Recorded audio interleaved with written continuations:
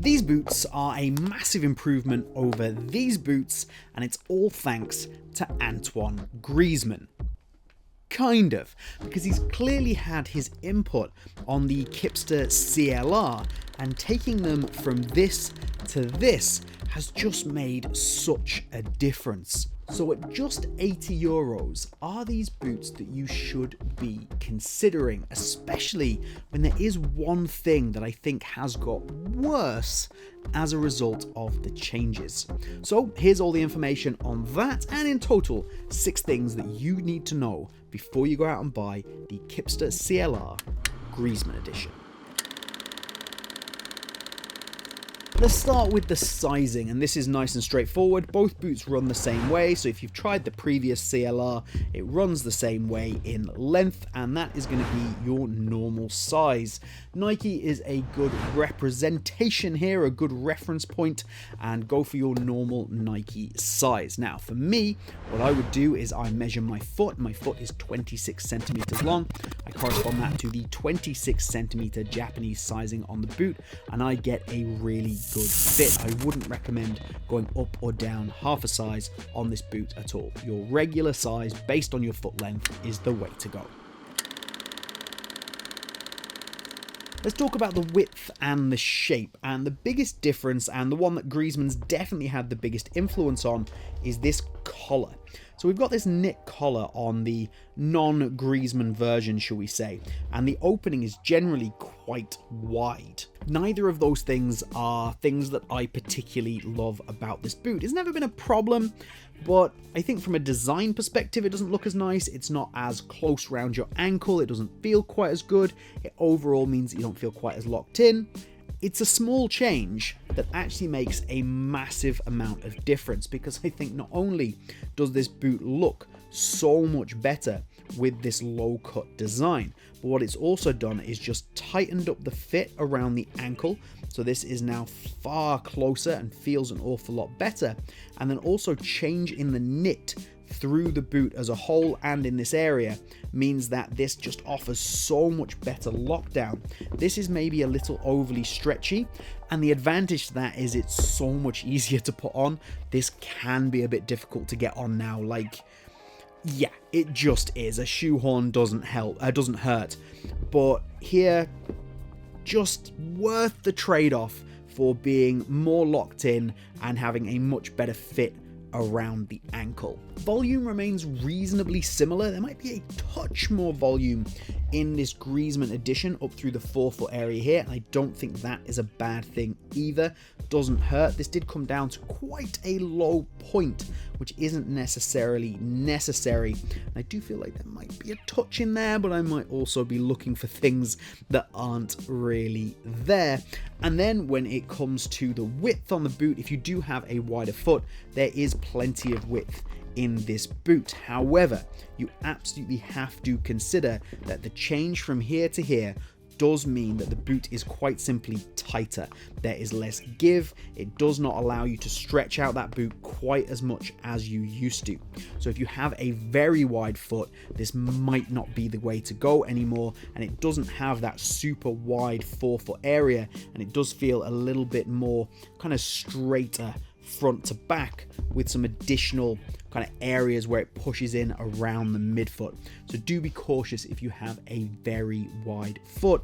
The previous generation might be slightly better just because you do have a little bit more give to get into the boot, even if they both have fairly similar shapes. That is again a trade-off that I would be willing to make, because I think that the overall way that you are held in place in this boot, which helps the responsiveness, it helps me feel really connected, is so much better because of the change that's been made here. Let's check out the Outsole, and with being a budget boot, it's great to have these available to use on multiple surfaces so you don't have to buy multiple boots. So are these a good FG and AG option? And my answer is they're okay.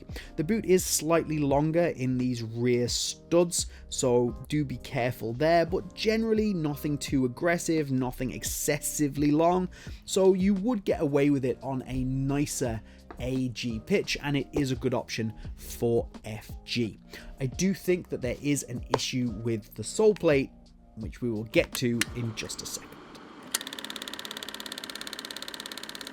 Let's talk about my two favorite things about this boot. The first one is the price. I think for €80, this is a very good option, and it's great to have another brand on the market offering boots that people can go out and consider that's outside of the big three, and it absolutely doesn't hurt to have Griezmann as an ambassador, really kind of making them more legitimate, or at least feel more legitimate.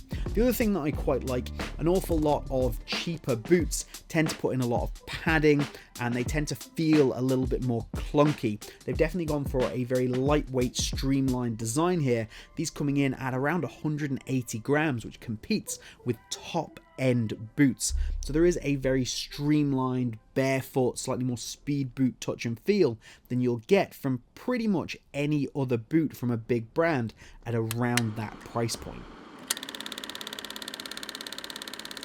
So now, what are my two least favorite things about the boot? Well, as I mentioned earlier, there is one major one, and it is the outsole stability.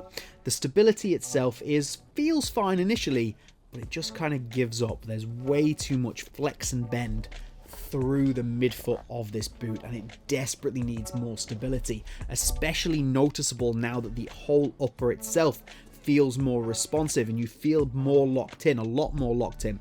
So when you plant and move, you can kind of feel the outsole just not quite staying with you. It's putting an awful lot of strain on your foot, and unless you're trained for that, unless you've maybe done barefoot foot training, that isn't great. So for me, there's much worse out there. Tiempo Legend 10 Pro FG.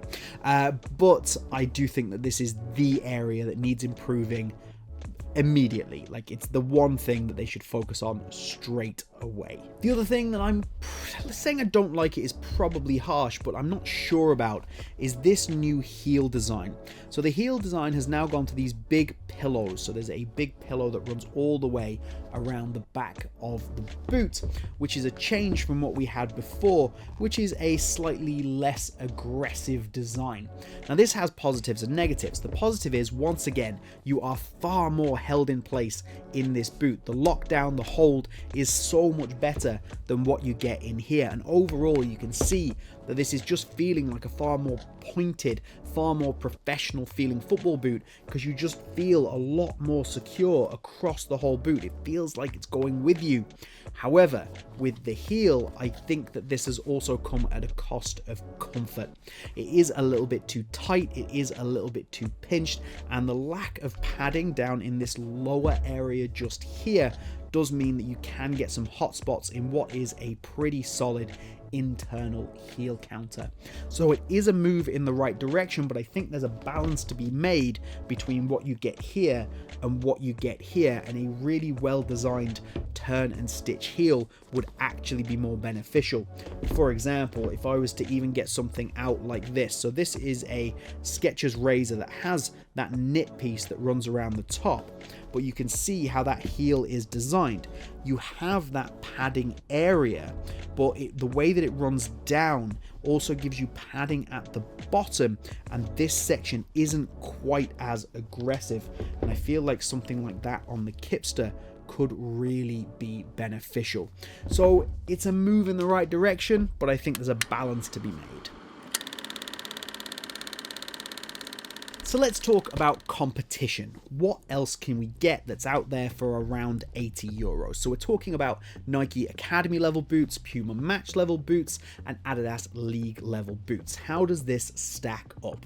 Well, against the majority of those boots, it's excellent. It still stacks up in and around those areas. There's a lot of those boots that it is better than. For example, the F50 League I don't particularly like, and I think this does a better job than that. I think it does a better job than, for example, the Tiempo Academy. I don't particularly like that either. However, are there better boots out there for the money? Yes. Maybe the Nike Phantom 6 Academy, I've been really praising that, and I think that is a better boot at this particular price point, provided it fits you well. Remember, of course, your fit and comfort in the boot is really, really important. And then the big one is the TLSS. The TLSS Striker 0.717 at 80 euros with the MG outsole is pretty much unbeatable. It's ridiculous how good that boot is for 80 euros. Or is it 80 pounds? I might have overstated that. But anyway, I think this is a really solid option, and if you get a good fit out of this, this is well worth considering, and it absolutely competes with boots from those big brands. And if you want to check out my review of the TLSS Striker, you want to click on this video right here.